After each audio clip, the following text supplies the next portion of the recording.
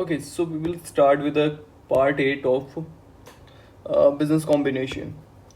तो इसके अंदर क्या है, हमारे पास में कंसेप्ट है। एक तो कंसेप्ट हो गया ये जो हमारा इसका contingent consideration to employ share holder. जो एम्प्लॉय शेयर होल्डर्स हैं ये नॉर्मल शेयर होल्डर्स नहीं है, एम्प्लॉय शेयर होल्डर्स ये वो शेयर होल्डर्स हैं जो कि जिन्होंने हमारे अपनी कंपनी के शेयर्स परचेज कर लिए या फिर ईसॉप से मिले हों, what ever could be the reason. तो इस केस में क्या होता है, ये होता है कि अगर ये कंसिडरेशन विल बी, जो कंसिडरेशन होता है ना, if such consideration will be forfeited in case of former owner do not continue with acquire for specified minimum period. अगर वो मिनिमम पीरियड जो भी उसमें बता रखा है, मिनिमम लॉक इन पीरियड है, उतने टाइम के लिए सर्व नहीं करते तो सच कंसिडरेशन विल बी फॉरफिटेड। तो वो जो कंसिडरेशन है वो फॉरफिट कर लेंगे। तो इस केस में क्या हो गया, यहाँ पे जो ऐसे हम पिछले कंसेप्ट में पढ़ा करते थे वो हमारे परचेज कंसिडरेशन का पार्ट बनता था, यहाँ पे ऐसा कुछ नहीं होगा। there was no condition of employment for payment of contingent but performance targets were specified only। यहाँ पर सिर्फ परफॉर्मेंस टारगेट बता रखे हैं, वहाँ पे सिर्फ बट परफॉर्मेंस टारगेट, वहाँ पर भी परफॉर्मेंस टारगेट थे कि अगर आप इतनी प्रॉफिट हो गया तो हम आपको इतना देंगे, इतना वो हो गया तो हम देंगे। बट जहाँ पर ये कंडीशन ऐड कर दी ना कि उनका जो एम्प्लॉय का जो शेयर है या एम्प्लॉय का जो प्रॉफिट है वो फॉरफिट हो जाएगा। मे बी इसका रीज़न यही है कि कंटिजेंट ये थोड़ा ज़्यादा ही है। मतलब कि ऐसा भी हो सकता है ना कि हमने अभी रिकॉर्ड कर लिया फिर उसके बाद में वो एम्प्लॉय चला गया, तो उस केस में फिर शायद उस परेशानी को या जो भी उसको देखते हुए ये नहीं किया हो। बट ये गलत रीज़न है। इसका जो सही रीज़न है वो ये है, it's a sort of future remuneration. ये फ्यूचर में उनको पेमेंट की जाएगी, ठीक है, जिस तरह से उनको नॉर्मल पेमेंट करती हैं, तो ये भी it is also sort of future remuneration. तो ये उसी टाइप का एक वो है, तो जिसको हमें कंसिडर करना है, वही चीज़ दिमाग में लेके, ठीक है। इसके ऊपर 44 और 45 क्वेश्चन थे, सिंपल थे काफ़ी, मतलब देख लिए थे। एक बार और देख लेते हैं। ये जो था ना 44 वाला कि इसमें $20 मिलियन तो हम कंसीडर करेंगे परचेज कंसिडरेशन के लिए, लेकिन जो contingent consideration accounted employ cost will be accounted as per other Ind AS, ठीक है, क्योंकि यहाँ पे वो चीज़ अमाउंट फॉरफिट हो रही है इफ़ टर्मिनेटेड और रिजाइन, तो अकॉर्डिंगली जो सिर्फ 20 मिलियन है वो ही कंसिडर किया जाएगा परचेज कंसिडरेशन के लिए।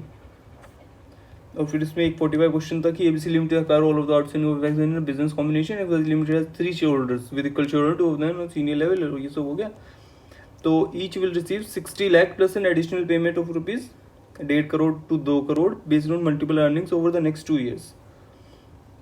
The non employ share holders, ये नॉन एम्प्लॉय के लिए आ गया, ये एम्प्लॉय शेयर होल्डर्स के लिए आ गया। तो इसी के बारे में यहाँ पे डिस्कस कर रखा था कि जो 1.5 करोड़ से 2 करोड़ है वो रिप्रेजेंट करते हैं post combination service as the same represent that part of payment which is forfeited if the former share holder does not pay in employment XYZ limited के अंदर।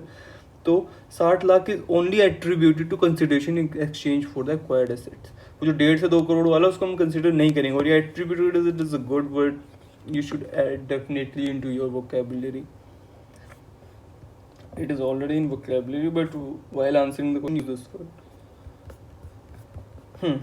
तो ये हो गया। फिर 7th कंसेप्ट हमारा आ जाता है, that is very much important, that is share based payment plans of acquiree.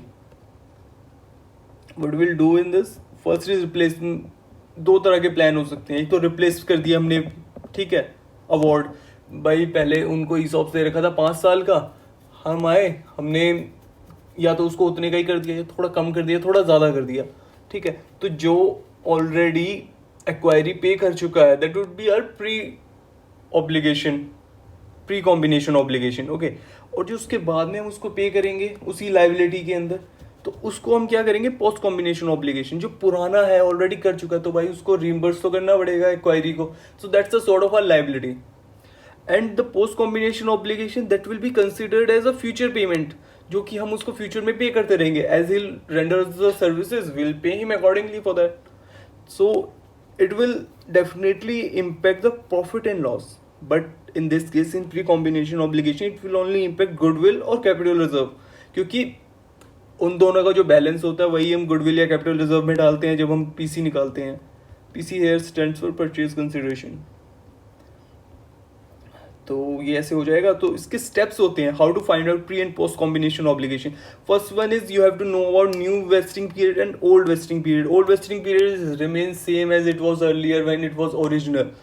Old here refers to the original vesting period, but the new vesting period, it involves two things.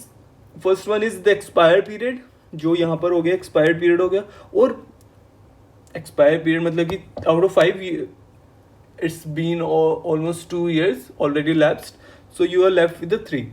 तो वो वाला amount हो गया जो expired period है.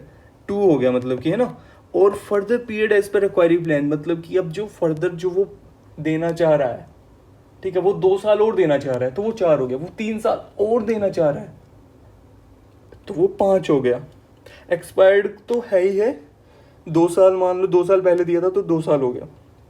3 साल पहले acquiree दिया था 3 साल हो गया. 4 साल पहले एक्वायरी दिया था 4 साल हो गया. तो वो यहाँ पे ओल्ड एक्सपायर्ड पीरियड हो जाएगा. That is expired period, not old vesting period. Do not confuse with both of them.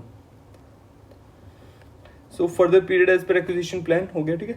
So identify fair value of original plan on acquisition date which was announced by acquiry. जो भी उसने acquiry ने announce किया था तो उसकी fair value compute कर लो. पहले न्यू वेस्टिंग पीरियड निकाल दो, एक्सपायर्ड प्लस फर्दर लेके, फिर उसकी फेयर वैल्यू निकाल लो. थर्ड केस आ जाता है, यहाँ पे आपको स्टेप वो लगाने हैं जो आपने ऊपर से इंफॉर्मेशन सॉर्ट की है. फेयर वैल्यू के ऊपर रख लेंगे और डिवाइड कर देंगे उसको 5 से. ये मान लेंगे कि ये 5 साल में इतना देता है, तो 2 साल में एक्सपायर पीरियड में कितना देगा. 2 साल हो सकता है एक्सपायर पीरियड, हम 2 साल लेके चल रहे हैं, तो उसके अकॉर्डिंगली हमारा प्री कॉम्बिनेशन ऑब्लिगेशन आ जाएगा. फिर पोस्ट कॉम्बिनेशन कैसे निकलेगा भाई. प्री निकल गया, उसमें से फेयर वैल्यू में से जब प्री को काट दोगे तो हमारा पोस्ट बच जाएगा. तो वो यहाँ पर हो गया. और इसमें यही इसी तरह से क्वेश्चन सॉल्व हो रखे हैं.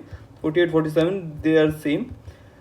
फिर आ जाता है आपका नॉन रिप्लेसमेंट ऑफ अवार्ड्स. अगर आपने do not replace the share awards and employ of acquiree get receive share from acquiree itself, then acquire these award as non controlling interest. अगर नहीं मिलता उससे कुछ भी तो भाई क्या करेंगे हम. तो हम एक ये एजम्पशन क्या, इस बेस चीज़ के ऊपर ये बेस्ड है कंसेप्ट कि हम उसको NCI मान लेंगे, non controlling interest. Non controlling interest means कि आपका जो भी आप वो पोर्शन दे रहे हो, आप उसका pre combination, the pre combination of expire period will be considered as NSI on acquisition date, but post combination obligation will be added to NCI in future over expired period. तो हम ये मान लेते हैं कि वो नॉन कंट्रोलिंग इंटरेस्ट है जो भी उसका निकल गया. कंप्यूटेशन सेम है, computation will remain same, but यहाँ पे वो एज ए लाइबिलिटी नहीं ट्रीट किया जाएगा, यहाँ पर वो as a non controlling interest treat किया जाएगा. तो नॉन कंट्रोलिंग इंटरेस्ट जब उसको आप ट्रीट करोगे तो उसमें थोड़ा वो डिफरेंट उसकी कंप्यूटेशन हो जाएगी. ये on acquisition date NCI non controlling interest, मतलब कि अगर पहले 2 लाख के थे नॉन कंट्रोलिंग इंटरेस्ट तो अब 2,50,000 के हो जाएंगे. तो अकॉर्डिंगली ये हो जाएगा.